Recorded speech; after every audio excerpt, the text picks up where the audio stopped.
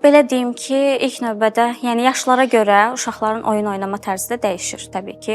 Və burada qeyd eləyəcəm hər bir yaşa uyğun olan oyunları. Məsələn, 0-2 yaşındakı uşaqlar sırf oyuncaqları ağzına aparırlar və yaxud da ki, əli ilə götürür, onları incələməyə başlayırlar və yaxud da ki, yerə atırlar, yerdən götürürlər. Bu şəkildə davam edir. 2-3 yaş arasındakı uşaqlar isə artıq belə deyim ki, tək oynamağa meylənirlər. Yəni tək oynasınlar və yaxud da mış kimi oyunlardan istifadə edirlər.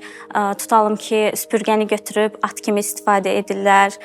Bu oyunlar bu yaş dönəminə uyğundur. Daha sonraki yaş dönəmimiz isə 3-6 yaşdır ki, artıq burada rollu oyunlar başlayır. Hansı ki, məsələn, uşaq biri müəllimə olur, biri şagird olur və yaxud da biri həkim olur, biri isə pasiyent olur.